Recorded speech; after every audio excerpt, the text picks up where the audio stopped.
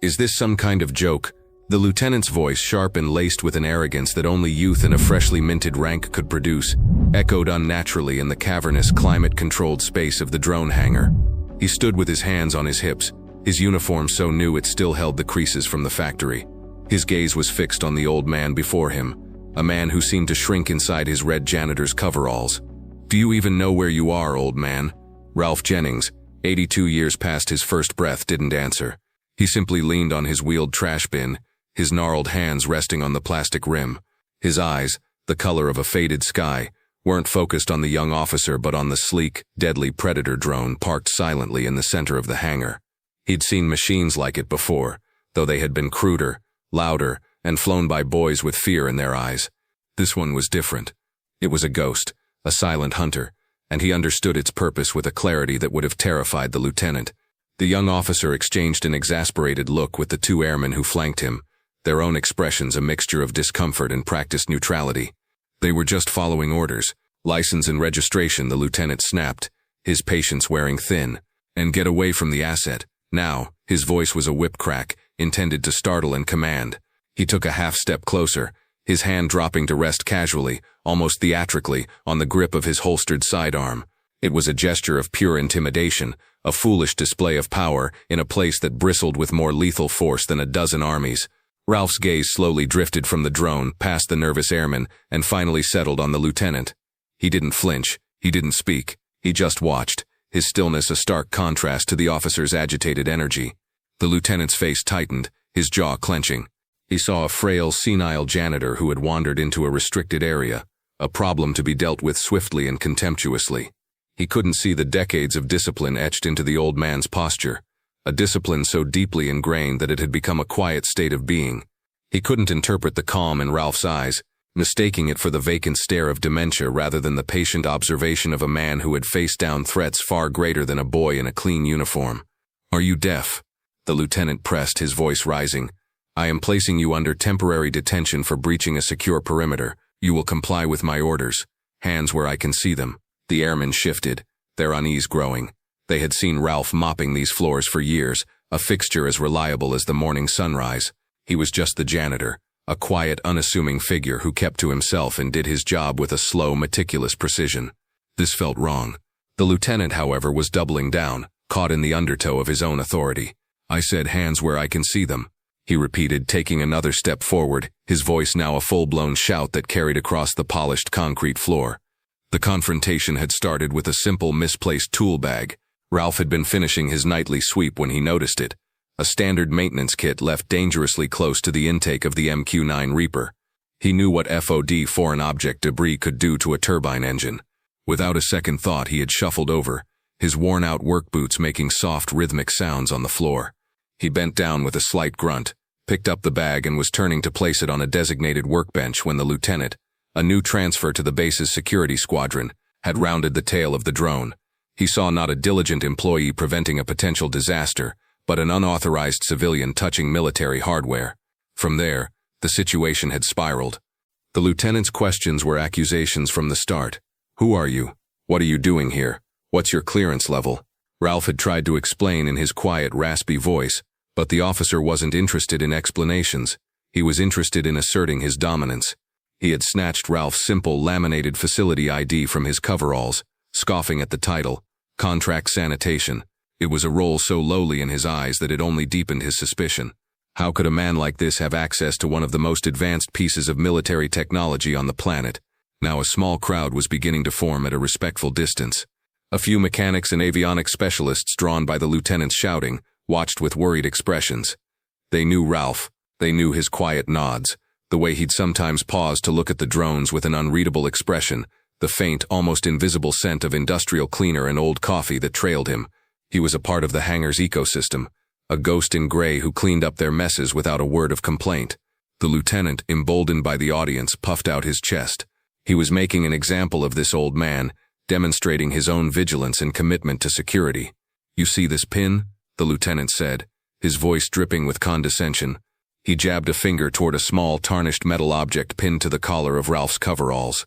It was a simple design, barely noticeable against the worn red fabric. "What's this supposed to be? Some souvenir you picked up at the Air and Space Museum?" A little toy to make you feel important.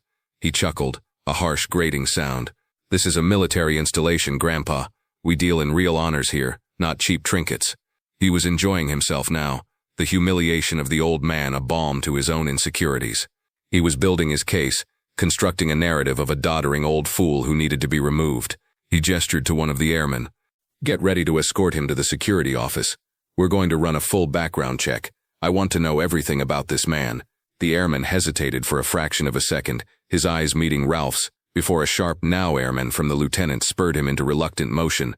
The circle was closing in, the weight of the young officer's authority pressing down on the quiet old man.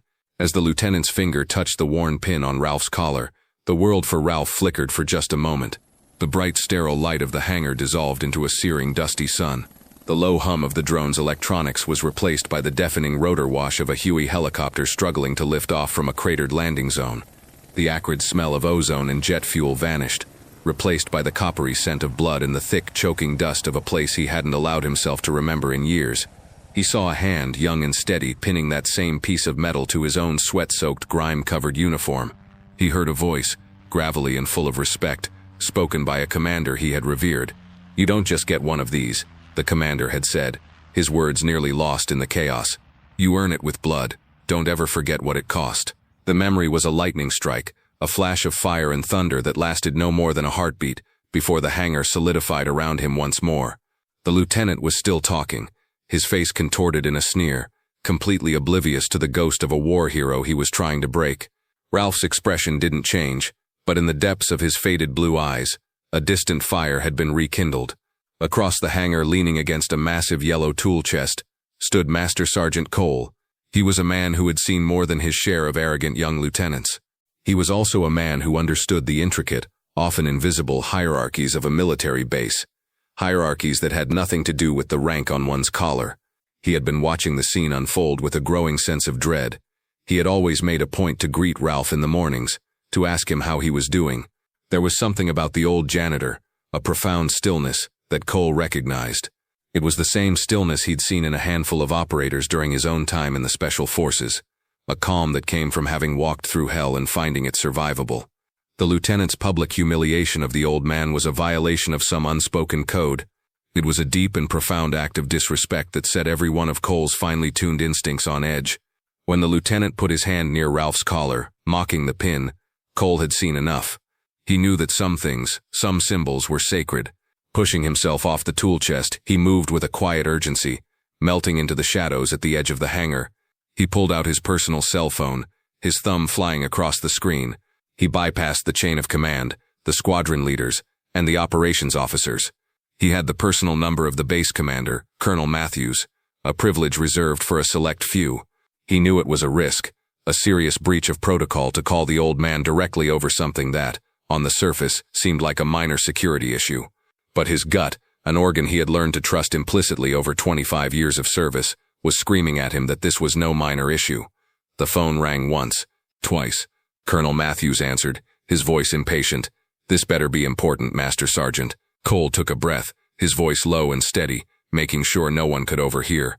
"Sir," he said, "you need to get down to Hangar 4. Now." There was a pause. "What is it, Cole?" "It's Lieutenant Miller, sir. He's detaining one of the contract janitors." "A janitor?" The colonel's voice was thick with annoyance. "And you're calling my personal cell for that?" "Sir," Cole said, choosing his next words carefully. "The janitor's name is Ralph Jennings." Colonel Matthews was in his office, a spacious room with walls adorned with commendations and photographs of him with stern-faced generals, when Master Sergeant Cole's call came in.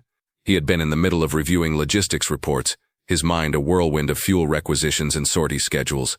The name Ralph Jennings cut through the noise like a sniper's bullet. For a moment the colonel said nothing. The name echoed in the silence of his office, a name he hadn't heard spoken aloud in over a decade, a name that was the stuff of hushed legends and classified after-action reports read only by those with the highest security clearances. "Say that name again, Master Sergeant," Matthews commanded, his voice suddenly stripped of all its earlier annoyance. He was already on his feet, his chair pushed back so hard it scraped against the polished floor. "Jennings, sir. Ralph Jennings," Cole repeated. "He's an old man, sir. Works as a janitor here." The colonel felt a cold dread wash over him. He strode to his desk, his eyes scanning a row of secure direct-line phones, This was a catastrophic failure. How had a man like Ralph Jennings been allowed to work in quiet anonymity, mopping floors? How had his own command been so blind? "Keep him there, Cole," the colonel ordered, his voice now a low, urgent growl. "Do not, under any circumstances, let that lieutenant take him anywhere. Am I clear?" "Crystal, sir," Cole replied. The line went dead. Colonel Matthews slammed the phone down and bellowed for his aide. "Get my car, and get the honor guard, full dress uniform. Now, move." The aide, a young captain, stared, bewildered by the sudden explosion of activity. He had never seen the colonel like this. It was as if the base had just gone to its highest alert level. "Sir, what's the occasion?" he stammered. The colonel was already shrugging on his service jacket, his face a mask of grim determination. "The occasion, Captain," he said, his voice tight with a mixture of fury and awe, "is that we have a living legend in our hangar, and we have been letting him clean our toilets." Back in the hangar, the lieutenant's arrogance had reached its zenith. He was completely unaware of the storm that was about to break over his head. Ralph's silence, his refusal to be baited or intimidated, had only infuriated him further. He interpreted it as insolence, a silent rebellion that needed to be crushed. "That's it, I'm done with this," he declared, pulling a pair of zip-tie restraints from his belt. "You are being detained as a potential security threat. Your refusal to cooperate will be noted in my report." He gestured again to the airman. "Escort him. If he resists, use necessary force." The airman exchanged another nervous glance. "Use force on the 82-year-old janitor." The order was absurd, but it was a direct order. One of them took a hesitant step toward Ralph. The lieutenant smirked, a cruel, triumphant look on his face. He was in control. He was the authority. He was about to make a definitive statement about the importance of security protocols on his base. He was going to put this old man in his place, and in doing so elevate his own status in the eyes of his superiors.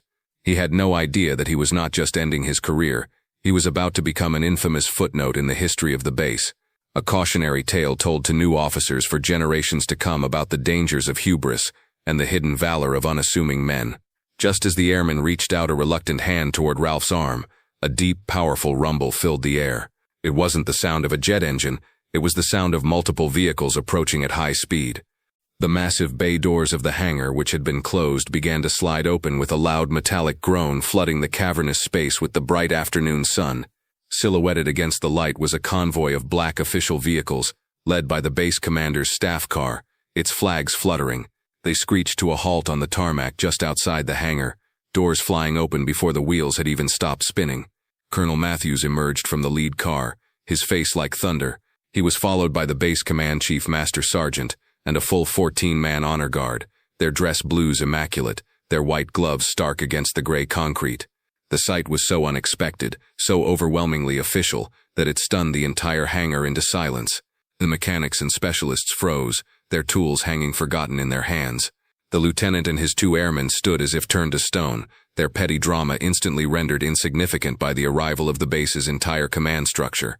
This wasn't a response. It was a display of overwhelming force, a spectacle of honor and authority that the hangar, a simple workshop for the machines of war, had never before witnessed.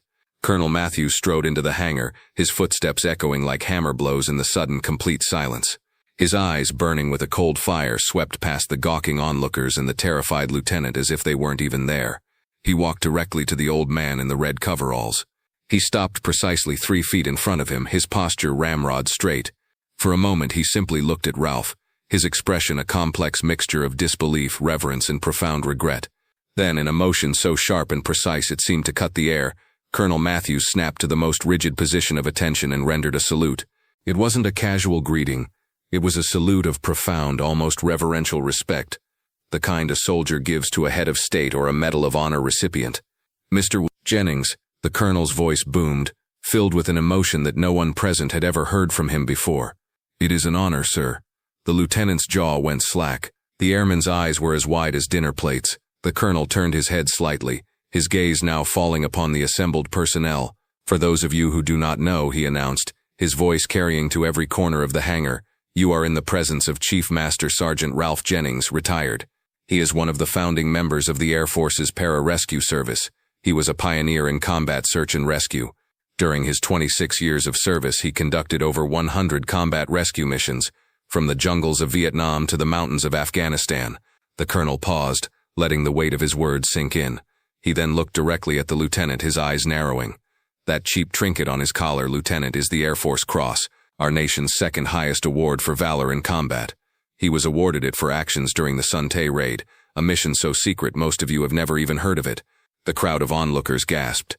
They weren't just looking at a janitor anymore. They were looking at a hero, a living piece of history, who had been walking silently among them all along.